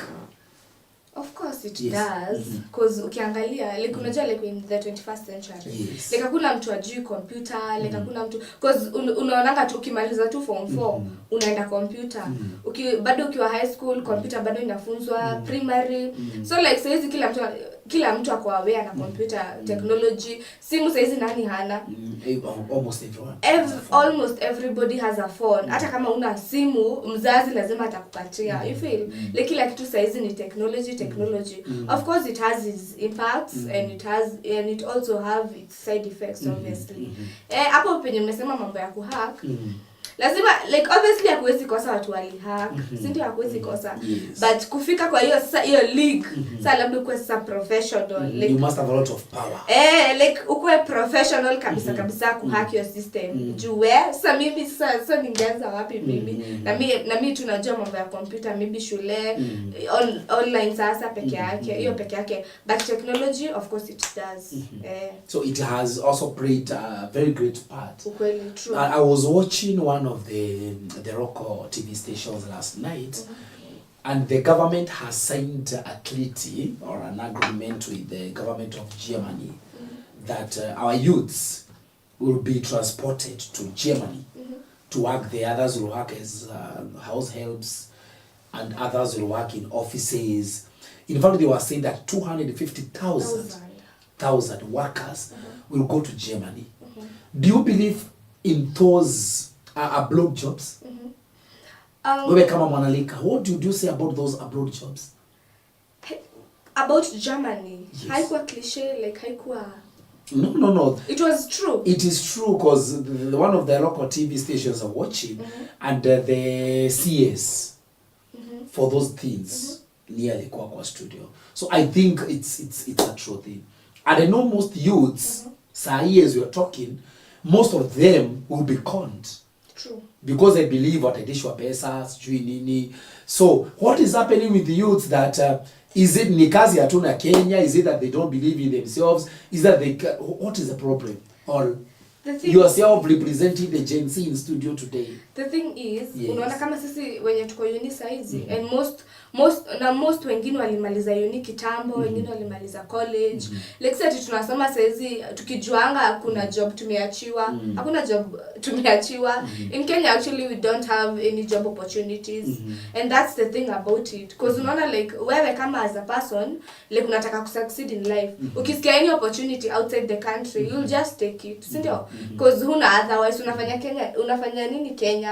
Because at the end of the day like utafanya tu job yenye like you don't want, like yenye kusaidi vizuri, like this is not what you learned in school, you feel? Like you wanna be a person in your society, you feel? So hapo penye umesema like youths kukoniwa, it's true, most of them they will watakoniwa, but the government like hawanangi hivyo, like wao wana create job opportunities uko outside the country, but they can't create job opportunities in Kenya, and that's the thing, because there are so many jobless youths. At this juncture, ukienda home kwetu, utawapata tuko kwa barabara. They are just there hustling, 10, 20, 30. Because at the end of the day, like kuna kitu ya kufanya. Unaenda unatafuta job, uko na makaratasi. But at the end of the day, yes umesoma, uko na masters, uko na degree, umesoma sijui mpaka wapi. But the only people who can offer you a job, ni hao watu wa kiosk. You feel? Ama maybe a person uko kwa cyber. And at the end of the day, like unashangaa like inakusaidia na nini, ulisoma ya nini, and the way we are using so much money in the universities, parents are spending, but still at the end of the day like hakuna job. So hiyo mambo ya kwenda Germany, outside country, mimi I think like the government should heed like wafanye kitu like pia Kenya kukuwe na hizo job opportunities, because hakuna at all hakuna. Najua kuna wana youths wengi sana huko nje wamesoma na ile kazi walisomea hawajapata. True. Because naamini my youths hupenda sana afanye job na ile kazi amesomea. Na hiyo kitu amesomea. What would be your advice to them? I know most of them will see this program even later. Others are foreign, they're like ako nyumbani, nilisomea walimu, lazima mimi nikuwe mwalimu. Truth be told, set kitu wenye ulisomea uni ndio utapata job outside there. Because like mimi nasemanga sisi wote tunakuwa na destiny different, si ndio? It's true. Like si kitu wenye ulisomea uni ndio utapata job. Like ukipata job somewhere, like just go and take it. Because at the end of the day, like ujue ni wewe peke yako, si tutaenda kwa mzazi, it's you and you alone. Like wewe kukaa tu hapo, like you're just wasting yourself. Kukaa hapo tukingoja ukue mwalimu. Unajua at this juncture it's so hard to find a job. Sikati uko na makaratasi. Ati ulisome walimu, at the end of the day unangoja tu kuwa mwalimu. Hapana, like just go and take a job. Like wewe chukua job, iku keep company. Like when your time is right utapata hiyo job yenye unataka. Like just take that job. Ati usishinde hapo ukiwa idle. Because ujue youth who fade haraka. Mimi next year nata 21. Na by any time from now nitajipata huko 30. So nikiweza maliza shule sasa nishinde hapo, what will I benefit kukaa tu hapo? Like I'm just going to waste my whole youth doing nothing. Alafu nikifika huko 40s nianze kusema I wish I knew. You feel? So heri kuchukua tu whatever you find, just take it and do it. Maybe your time will come when you utapata hiyo job. Okay. So Apostle, we have youths have power. Yes. Na wengi wamesoma sana. Yeah. They are there with their papers. Yeah. The papers are flooding in our land. Yeah. Universities are graduating students every year in colleges. Yeah. And you like a man of God. Yes. Na like a counselor. Yeah. What would be a word of advice to those guys who are like that? Nilisomea kazi ya walimu. Mimi kama sitakuwa mwalimu nitajinyonga. Yeah. Nimesoma IT. Kama sitapata kazi ya IT, mimi siwezi endelea maisha yangu. Maisha yangu yatasimamia hapo. So what would be your word of advice, or maybe you are encouraging what to such kind of a group? Okay, number one, I will encourage them. Niwaambia kwamba ni kweli umesoma na umemaliza. Yes. Na jambo la kwanza ni ya kwamba ulikubali kusoma na ukakubali kumaliza. So number one, ukubali. Yes. Accept yourself. Ni kweli nimesoma na nilikosa kazi. Kujikubali. So number one, ujikubali. Na iko hivyo Kenya, there is no job opportunities. Hakuna hii nilitamani kuwa kwa bank. Hakuna that opportunity. So number one ujikubali. Because ukisipojikubali utajiua. Ukikimbilia kile kingine ambayo unatafuta kubwa. So number one is accepting yourself. Ya kwamba ujikubali. Ni kweli nilisoma makaratasi iko hapa, niko na degree, niko na diploma, umejikubali. Then wakati umejikubali, now set your mind. Ya kwamba sasa ninaweza anzia hii kidogo inisukume hadi nipate ile ingine kubwa. So number one, ukiwa umejikubali unaona mambo yote ni equal. Unaona everything is equal. Ni kweli nimesoma nikafika university, but that job of a bank hakuna. Lakini kuna kazi ya mjei pahali. Lazima ujikubali. Useme sasa nitafanya hii.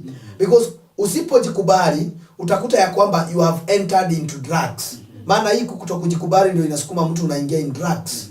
Because haukujikubali. So number one ile nitawaambia ni ya kwamba wajikubali. Ni kweli ulisoma ukamaliza, you have the certificate, you have everything, but number one accept yourself. Ukijikubali sasa, then kaa chini, set your mind. Sema ya kwamba ile kazi itapatikana, ndio nitafanya. Because maisha inaendelea. Na you need to move vile maisha inaendelea. Because like juzi nilitazama nikaona kuna mtu alikuwa anasema ya kwamba watu wanasoma lakini there is no opportunities. Lakini kuna opportunity moja Mungu ametupea free of charge. Ametupea mind ya kufikiria. So God can give you an idea. Yes, God can give you an idea. Ya kwamba ufikiria ya kwamba mimi ni kama niliona kuna kijana mmoja alikuwa hapo ametengeneza station yake huko. Sijui kulikuwa wapi huko. Alipata hiyo mind. Labda alikuwa amesoma. Akaona hii masomo sina pahali pa kwenda. God give an idea, akatengeneza kitu ambayo itamsaidia.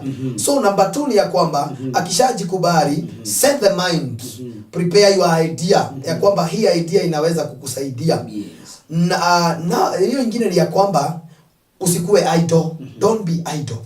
Because umesoma na hutaki kufanya anything. You want to be idle.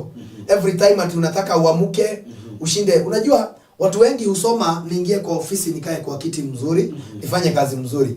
But you get hakuna hiyo kazi mzuri. So you need number one, unahitaji yani kuwa mtu ambaye kweli umesoma na umefika pahali umefika. Unafaa kuwa you can take any job. Because young people right now, hata kuna mmoja tulikuwa tunaongea na yeye juzi. Akaniambia mimi alisomea sijui agri business, kind of that agri business. So I don't know in a deal with agriculture or what. But yeye alijipata hakupata kazi kama hiyo. Alijipata ni mchungaji. So na kaendelea. So you need to take the opportunity that you have. Ile opportunity imepatikana. Uichukue vile ambavyo ilivyo. Ukiwa number 1 umejikubali. Because ile kitu ambayo imetuma watu wengi wakufe na waondoke kwa hii dunia ni kutokujikubali. And you are created by God. You need to accept yourself. Na ukishakujikubali, any job that you get, unaifanya na furaha. Hiyo ndio heavy moyo gate na gikuyu. Rurigirwe etagiriria kamukwa. So you need to have that small for you to get that big. So unahitaji kuwa na hii kidogo ya kuuza mayai na utapata ile ingine ya ofisi when you are waiting. Hivyo ndivyo ambao naweza wa advice. Na niwaambia kwamba wajikubali na waanzie hapo kidogo, then they going growing na wafike pale walikuwa wanahitaji kufika. Yes. Thank you very much. Yeah. So unaona watu wanaendelea kufuata. Yeah. And tuko na Jeff ananiambia ako Kirinyaga. Jeff watching from Kirinyaga. Thank you very much Jeff for representing guys from Kirinyaga, all the way from Kirinyaga. Tuko na mtu hapa anajiita Grace Muigai. Anasema Apostle Ezekiel, you look good. Thank you. In your purple dressing. Thank you. Anaiona kwa screen yake ikiwa nguo zako anasema zinavutia. Thank you. The purple. Yes. Anasema anapenda sana hiyo nguo sana. Thank you. Tuko na Lucy Owen. Anasema watching live from Karura. Anasema it's a nice show. Say hi to Pastor Ezekiel and Winnie. Mesalimiwa. Yeah, tumesalimika. From Karura. Yes. Mary Kasioka ananiambia ako Saudi. Yes. We have thank you very much. Naona wengine nilikuwa nimesoma comment zao. So tuendelee let's share the program na tuendelee pamoja. So hii Kasioka imenikumbusha about those young people who are going to work in Saudi, Yes. Saudi Arabia, Yeah. and wengine wanapata shida sana huko. We have seen them being mistreated. We have seen them. I was watching a video last week of a young lady who is learning in the streets, anakimbia kwa streets, and like she's asking for help. So maybe I can ask you this one about the young people. Unasikia pale kuna hatari. And that is the problem with young people. You're being warned. Counselors wamewaambia, pastors are preaching in churches. People are telling you every day hapa kuna hatari.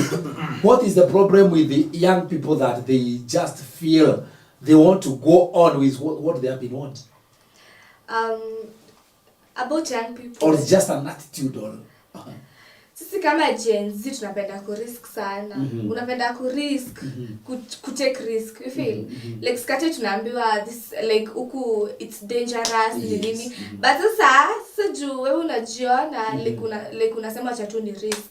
Because bila kurisk huwezi make it. yes. Even though inafanga hashtag yetu. Usipo risk uta make it. Oh, it's risky.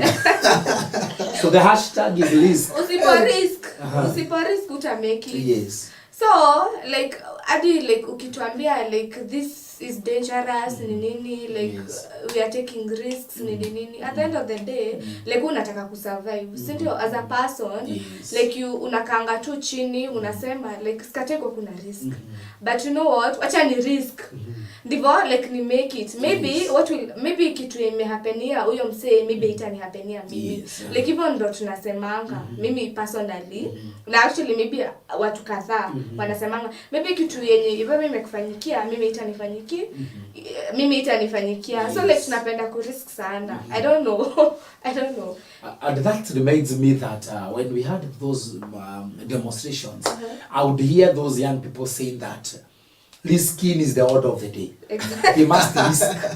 So it's about risking. And minding your own business. Exactly. Tusipo risk hatuta make it. Because tell me why like unajua MC kitu itakuhapenikia maybe kwa Saudi ama Lebanon like maybe it's not the thing that is going to happen to me. Maybe mimi naweza enda huko like maybe I make it like ni make it kabisa like nikikuja Kenya mimi niku ule bazenga you feel like niko ule MC. So like that's why watu wanapenda ku risk sana. Because pia wewe MC huwezi risk.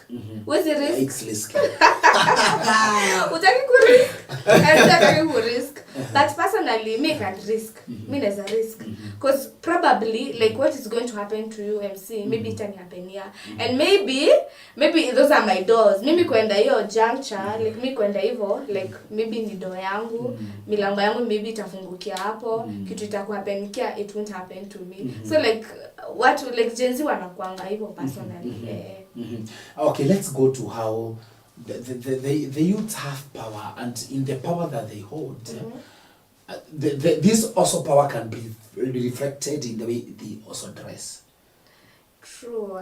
So because I have seen them dress for different occasions, and when they dress, to say me wanaenda bash, wanaenda wapi, do they care about how they dress or how people will see them?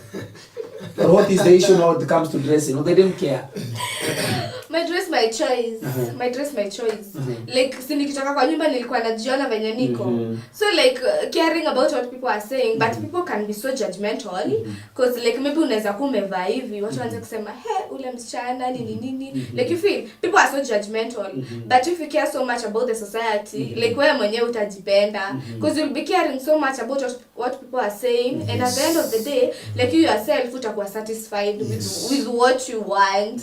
You feel? So mimi nasemanga my dress my choice. Venye nikitoka kwa nyumba nimejiangalia kwa kioo mara ngapi? Mara tatu.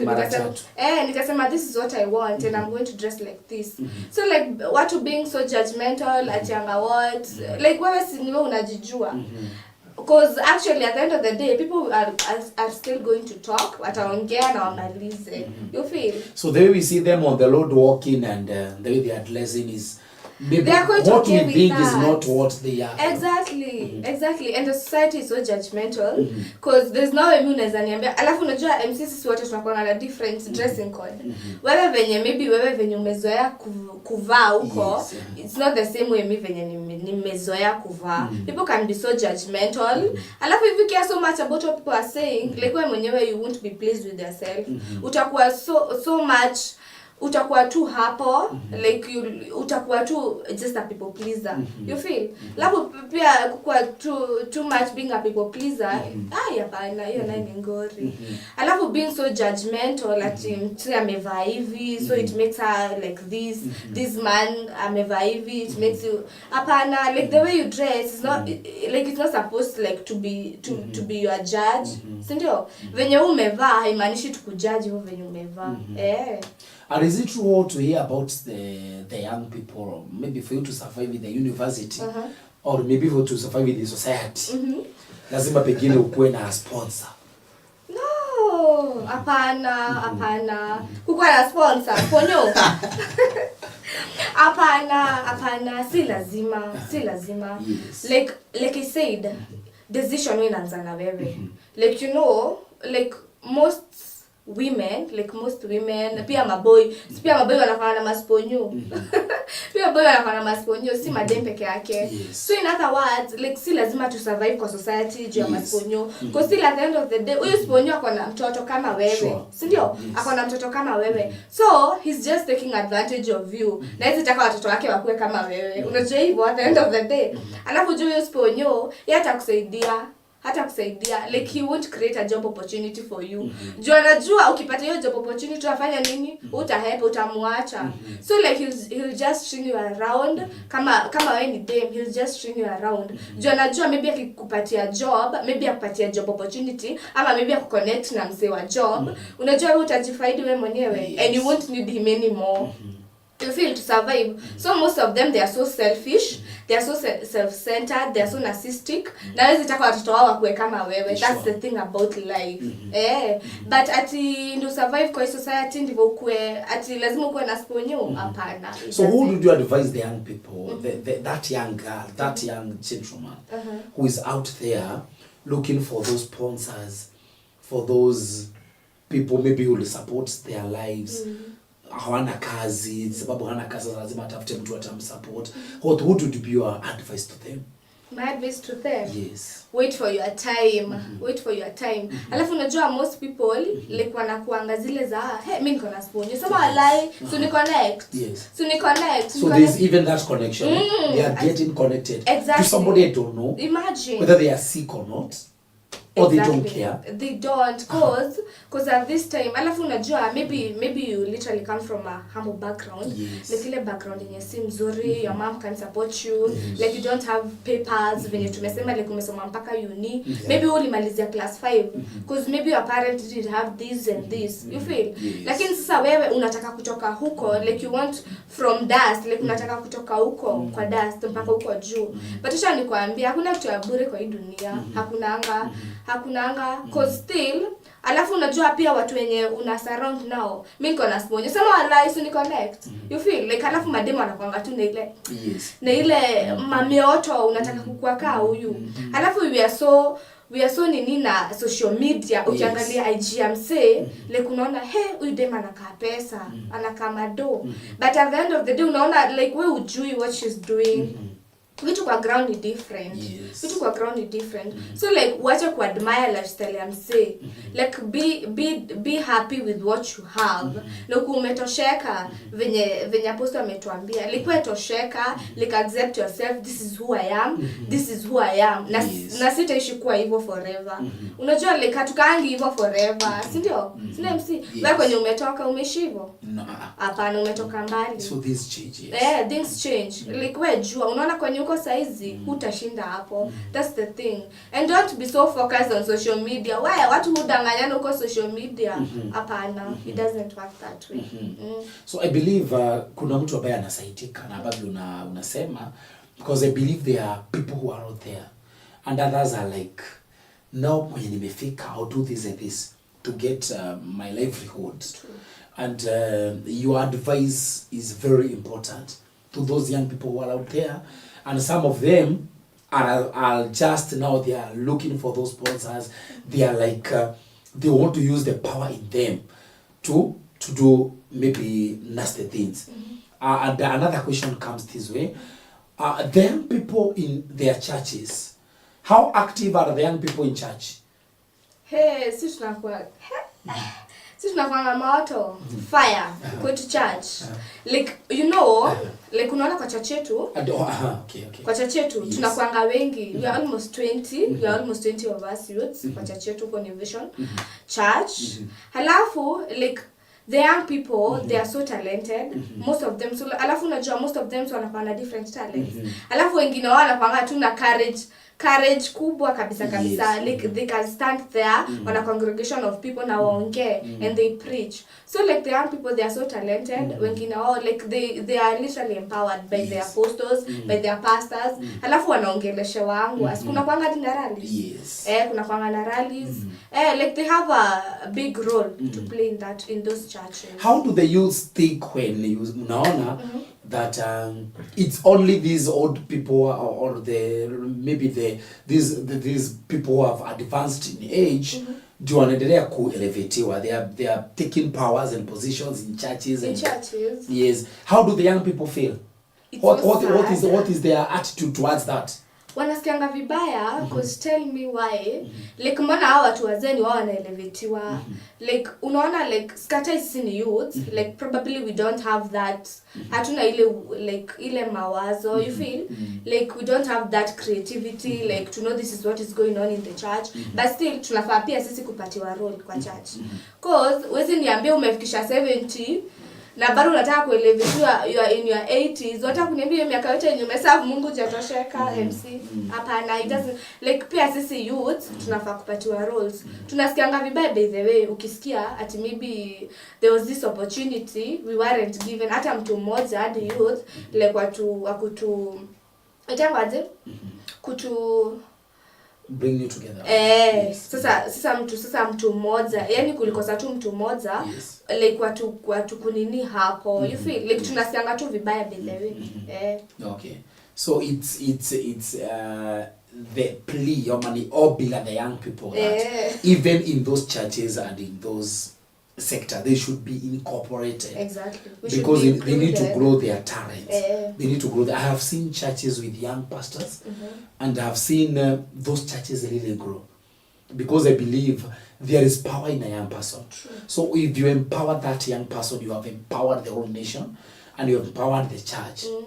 So that was my main question about how young people will take when it's only those guys who have advanced in age. They're just getting promoted in our churches, in our sectors. I have gone to many government sectors. Unapata watu ambao wako na miaka mingi. Some of them are even over 60. They are seated in those offices and we have young people there ambao wamesoma, wako na talanta, and yet they are not growing. So mchungaji, what is your take about promoting young people into big positions? I think is it advisable ama tuachane tu na wao? No, we need to give them a chance. Sometimes we need to give them a chance. Yes. Na tuwapatie chance. And then pahali ambapo watakosea we correct them. Yes. Because I cannot be in like niko kwa ofisi kwa miaka 70 na sijaachilia ule mdogo afanye kazi. I think that one will be more dangerous.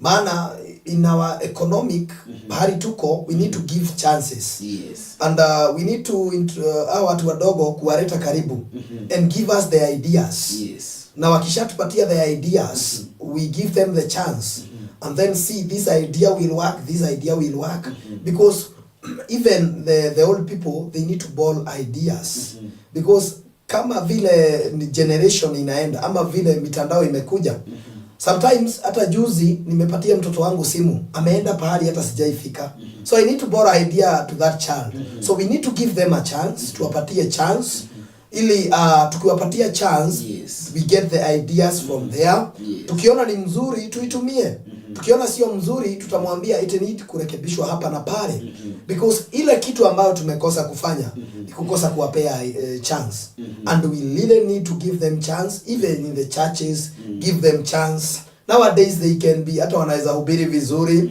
They can hata kuimba, they can dance. Let we give them chance. Tusikae hapo sana. Let them give them chance. Na tukiwapatia chance, I need kuna development ambazo zitaweza kukua. Yes. And somebody is telling me here, yes, that pastor advisors, yes, on pastor advisors on this issue, yes, to do with the jobs that have been organized for us there in Germany. Yeah. Considering we have political instability in Kenya. Yes. So kuna mtu anahitaji uwape advice. Yeah.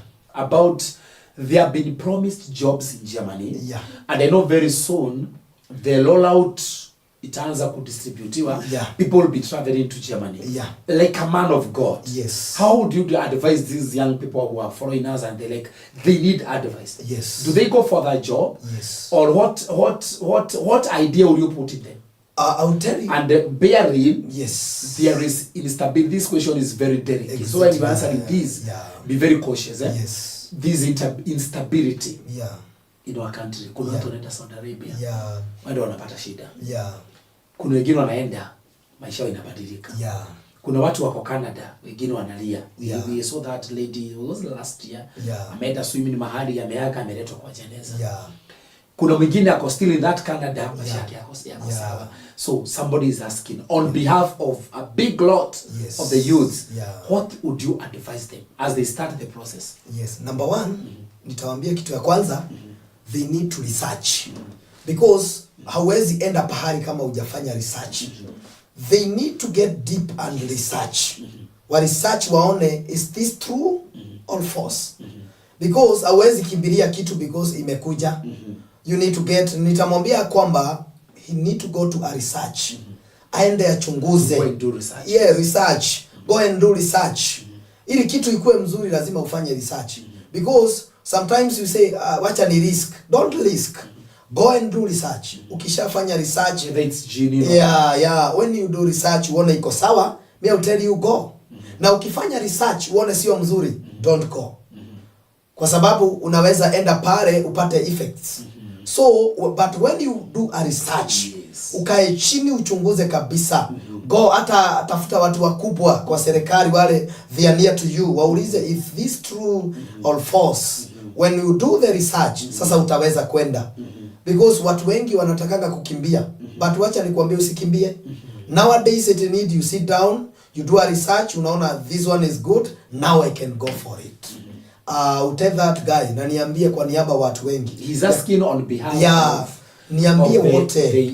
He's asking on behalf, let me finish. Yeah. He's asking on behalf of the many youths who are watching. I know maybe hata pekine hajapanga kwenda. Exactly. But that's a very good question that can help so many young people, because we have seen them being conned on the social media. Yeah.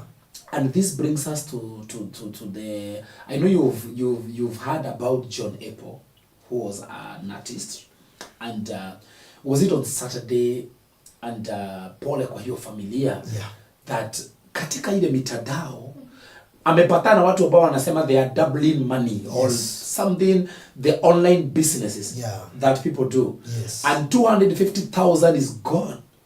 And now you see here now, an issue is here, we have jobs in Germany. So now, I know that this guy is asking on behalf of so many other people. Na najua pengine hata wakienda huko, pengine najua kuna pesa watendisho za ndege, za nini. So mchungaji anawaambia, take care. And it's good to investigate. Are these jobs real or not? If they are not genuine, quit. If they are, then you can go ahead. And Winnie, I think you shocked about the jobs in Germany.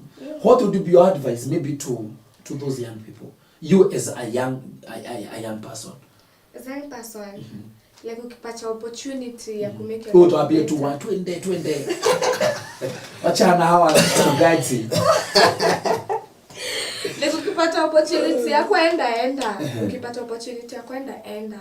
But venye apostle amesema, like investigate, then you decide, like is this what I really want? Like me as a person, me as an individual, like is this what I really want?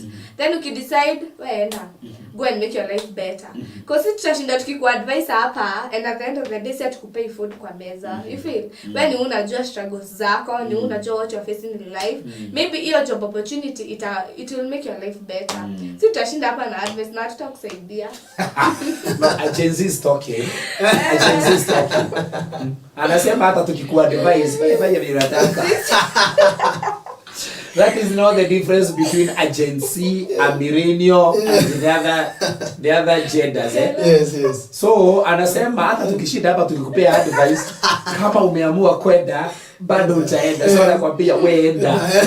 So, but it's good to take care. Yeah. It is good to listen to advice. Yeah. It is good to take a lot of precautions. So Yes. do investigation. Yeah. Do proper investigation. And if the thing is real, then you can go for it. If it isn't, then it's good to make your decision. Yes. Nona masaa yetu yanakaribia kuisha. In fact, it's almost up. And Jemo Wamwegai from Kitare ananiambia Joshua, MC Josh, Kitare tuko tuned to sana. Thank you very much, Jemo from Kitare. I can see Eileen from Githurai is saying, you guys are looking good. And he's following the program so well and so diligently. So Jeff, on behalf of those other guys, Jeff from Kirinyaga, on behalf of all the other young people who are asking the same question, I know that advice about wageni wangu kwa studio leo anawapea, it will be very much important. So, thank you very much. Tumekuwa na wakati mzuri sana. And before niwaage wageni wangu, ningependa pengine mtukumbusha majina yenu na mmetoka wapi. And today we are talking about the power in youth. Najua mchungaji atachukua dakika zake kama 2 ama dakika 1 with the final word na atatuombea. So Winnie, you can maybe huwezi kosa neno ambalo unaweza ambia the young generation, then as you say kwa hili to them. Sisi kama young people, yes. Mimi ningetaka kuambia like it's not easy outside, uko nje, like it's not easy, life is hard. Yes. But regardless of everything that you're going through, like take care of yourself, jipende, and like uko na ile moral ya move on. Like don't give up in life. Yes. Like I said, this was a suicidal month awareness. Like ukiwa na stress, like if you want to talk to someone, like find someone you can talk to. Yes. Like people are there, they are going to listen to you. Hata kama like unaona like hakuna mse wa kukusikiza. Sure. Like people are there who can listen, who can give you a helping hand, like who can give you an ear to listen. And like don't give up in life. Don't give up in life. That's good advice from Winnie, that ujikubali. This was the suicidal awareness month, and so usifike mahali usiki umefika mwisho. So we need to see that ujikubali venye ulivyo. Venye ulivyo tu, just jikubali tu, unajua I'm here and this will not remain the same forever. So Apostle Ezekiel, yes, najua zikosa neno moja na mwisho, and maybe a word from the word of God, and then as we take a minute and pray as we come to conclusion. Okay, ile neno ambayo nitapatia mtazamaji wangu, in the book of Isaiah 40 verse 31, inasema ya kwamba but those who trust in the Lord for help will find their strength reward. They will arise on the wings like an eagle. Amen. And they will learn and not get worn. Yes. They will walk and not grow weak. Sure. So number 1 ya kwamba those who trust in the Lord, they will get a help. Wale ambao wanamwamini Mungu watapata usaidizi. Niambia kwamba young people, trust in the Lord. Don't trust in the people. Usiamini watu sana. Trust in God. And when you trust in the Lord, you'll get strength. You find a strength. You'll not going old. You will rise like an eagle. Vile eagle huwa inapaa juu angani. Inapata hiyo nguvu. Maandiko inasema ya kwamba tumwamini Mungu. Number 2, you'll not grow. Unajua watu wengi ambao they have give their energy to God, they don't go to grow. Hawakui matikoraga adosho, they get strength. So as a young people, and you have a strength, trust in God, that's number 1. Number 2, you'll get an help and you get strength and a reward. Wakati unapomtumikia Mungu, you'll get an reward. Kwa hivyo as young people, you need to go and utumikie Mungu with your energy, with everything, and you will get the reward. Maana kuna zawadi ambayo inakuja. Then you will not run old. Hautakuwa mzee. Unajua like hata sisi tukiitwa millennium bado tunakaa young. Because we are trusting God and tunafanyia Mungu kazi na tunaendelea kumtumikia, maana ni Mungu mkuu. Yes, that is the word ambayo nitawapatia watazamaji wangu, ya kwamba wacha wamuamini Mungu. They trust on God because in this world you cannot trust anything. Now God is the one you can trust at this last moment. Thank you very much. Yes. So unaweza tukumbusha majina yako, umetoka wapi? Yeah. Alafu kwa kifupi sana utatuombea. Yes. Majina yangu naitwa Apostle Ezekiel Kinywa Kamau. Nimetoka Kabuko DT. Hapo ndio kanisa yetu ilipo, New Vision Church pale Kabuko. Ukitaka kuniona on Tuesday na kuaga na huduma kuanzia saa 2 hadi saa 10. On Friday na tuanga na ushirika, so you are welcome even kwa ushirika wetu. Na kabla sijasahau nisalimia watazamaji wangu. Kuna wale ambao huwa wananifuata, kina Mike, na Grace Muigai, Dr. pale Jackson Waziri, pamoja na Blessed Angel Shop na Wapurinsi akiwa Nyandarua, na pamoja na familia yangu, my wife Pastor Rusi and Emmanuel and Simon. Na nisalimie jeshi la boda, nisiwasahau kina Kamoiro pamoja na Hosea Mukolino na Jacob, wote niwasalimie. Najua wanatutazama na niwaambia kwamba wabarikiwe sana. Na wale wote ambao wametutazama katika FB, kuna wao naona kina Mike na baba Ezra wanatufuata sana, na niwashukuru sana. Niwaambia kwamba Mungu awabariki na watende mema. Na niwapatie namba yangu ya simu ukitaka kunipata. Namba yangu ya simu ni 07400 720 65 07400 720 65. Na kabla niombe, nisalimie askofu wangu Jacob akiwa kule Kabuko, bado nimsalimie na nimwambia kwamba aendelee kutushikilia, maana ni mtumishi wa Mungu, amepelekana nasi. Na wacheni tuamini na tuombe, ni kwa sababu ya Mungu.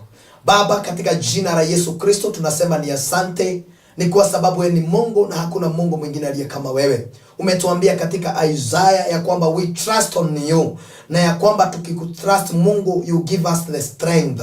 Bwana, tunaomba utusaidie tuweze kuwa waaminifu, na ili Bwana to get a reward ni kwa sababu wewe ni Mungu. Ninaombea Bwana hata young generation, naomba Bwana ukawarinde kwa damu ya Yesu Kristo, ni kwa sababu wewe ni Mungu. Give them a good strength, wapatie a good power ambao ni ya kukutumikia katika hekalu lako Bwana, na ukawainue, ni kwa sababu wewe ni Mungu. Bariki watazamaji wetu wote ambao wametutazama siku ya leo, hata wakubwa wa Ectv, Ezra TV. Bwana, ninaomba uwabariki pamoja na producers wote, uwabariki pamoja na MC, pamoja na watazamaji wetu wote. Bwana, ukawabariki na ukawainue, na wakuwe na wiki ya baraka ambayo ni wiki itakuwa mzuri, wiki imebarikiwa na Mungu, na wiki itakuwa ya baraka. Katika jina la Yesu Kristo tunaomba na kuamini, na zote tuseme amen and amen. Amen. Thank you very much. Thank you very much. Yes. Asante sana wageni wetu that you've been with us from when we started mpaka dakika hii. Tunawashukuru sana. So asanteni sana. Words cannot explain it, but I can see watu wanasema wamefurahia. So na watu wamekifurahia, that is the joy of Ezra Christian TV. Yes. So mbarikiwe sana na Mungu awainue. Mkirudi huko kwenye mlitoka, pass our regards and our greetings to your family members and people that you're going to find on the way. Watazamaji wangu, na washukuru sana. Imekuwa Jumatatu iliyo na furaha, na tumeanza na kwa kuongea mambo na wanarika, because I feel that these young people needs to be guided, needs to be taught, and needs to be given advice. So naamini ya kwamba this week will be a blessed week. It will be a great week. Wenye hawana kazi, ombi langu wiki hii watapata kazi. Wenye wako chini kiafya, wenye wako chini kibiashara, I believe this week is going to be an awesome week for them. It's going to be really awesome. And we believe the God we serve is going to take you from one level to the other. Just like tumeambiwa na mchungaji siku ya leo, let us trust on God. Do not trust on your knowledge, on your wisdom, on money, or the education that you have. Na tujikubali. Winnie ametuambia tujikubali. Usijitoe uhai, jikubali. Na hiyo situation ambayo ndani yake haitarimini hivyo forever. So ukijikubali, there's a God who changes situations. So this is the little talk show hapa Ezra Christian TV, with yours MC Josh, every Monday from saa 6 mpaka saa 8 tuko hapa with different visitors every Monday. So Jumatatu ijayo pia tutakuwa na wageni katika studio zetu, na mimi tutabarikiwa sana. We are going to have another topic with different guests, and I believe that hapa kutakuwa kuna waka moto every Monday. Thank you very much mashabiki wangu wote, kina Irene, kina Jemo, whatever you are, kina Jev, all of you, Grace, whatever you are, all of you wote, hata boss jataja, thank you very much kwa kusupport hii program. Tuendelee kushikana, na najua tutaenda bari Jemo ya kami tukitare. Na Jemo uzanipatia date ya launching ya wimbo wako. So kindly give me the date for your launching. We are coming to Kitale very soon. We shall be there. Jemo amekuwa shabik sugu sana. And before you are launching, I promised you a show. So hakikisha Jemo umepanga out hapa studio zetu za Ezra, ulete nyimbo zako hapa so we can market those songs. Mbarikiwe sana mpaka tupatane Jumatatu ijayo. Ni mimi wenyu MC Josh. God bless you. Have a beautiful week and a blessed one. Thank you very much.